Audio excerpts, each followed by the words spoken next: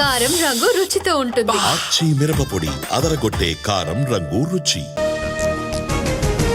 నేడు పహల్గామ్ కు భారత ఆర్మీ చీఫ్ ఉగ్రదాడి జరిగిన స్థలాన్ని పరిశీలించనున్న ఉపేంద్ర ద్వివేది. జమ్మూ కశ్మీర్ లో భద్రతపై సమీక్ష. నేడు జమ్మూ కశ్మీర్ లో రాహుల్ పర్యటన. ఉగ్రదాడిలో గాయపడ్డ వారికి పరామర్శ. ఉదయం అనంతనాగ్ జీఎంసీకి రాహుల్. అది టూరిస్టులపై దాడి కాదు, భారత్ పై దాడి. ఉగ్రవాదాన్ని మట్టిలో కలిపే టైం వచ్చింది.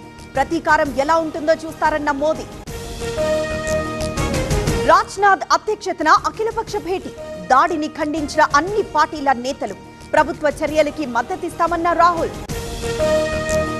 నేడు దేశవ్యాప్తంగా కాంగ్రెస్ నిరసనలు. పహల్గామ్లో ఉగ్రదాడికి వ్యతిరేకంగా ఆందోళనలు. మృతులకు సంఘీభావంగా కొవ్వొత్తుల మార్చ్. ఉగ్రదాడి మృతులకు పవన్ నివాళులు. అధికార లాంఛనాలతో మధుసూదన్ అంత్యక్రియలు. నేడు చంద్రమౌళి అంతిమ సంస్కారం. నేడు ఢిల్లీకి ఏపీ సీఎం చంద్రబాబు. సాయంత్రం ప్రధాని మోదీతో భేటీ. అమరావతి పునర్నిర్మాణ పనుల ప్రారంభానికి ఆహ్వానం. ఇవాళ హైటెక్స్ లో భారత్ సమిట్. 100కు పైగా దేశాల ప్రతినిధుల రాక. హాజరు కానున్న రాహుల్ గాంధీ, సీఎం రేవంత్. కేసీఆర్ సభ సక్సెస్ అవుతుందని భావిస్తున్నా. స్మితా సబర్వాల్ వాస్తవాన్ని రీట్వీట్ చేశారు. దానం నాగేందర్ సంచలన వ్యాఖ్యలు. జగన్ను రాజకీయాల్లో లేకుండా చేస్తా. జమ్మలమడుగు సిమెంట్ ఫ్యాక్టరీల నుంచి వాటా వెళ్తోంది. వారు ముష్కరుల కన్నా డేంజర్ అన్న ఆదినారాయణ రెడ్డి. గోరంట్ల మాధవ్కు 14 రోజుల రిమాండ్. మరో 5గురికి కూడా వచ్చే నెల 7 వరకు రిమాండ్. నిందితులను రాజమండ్రి జైలుకు తరలింపు.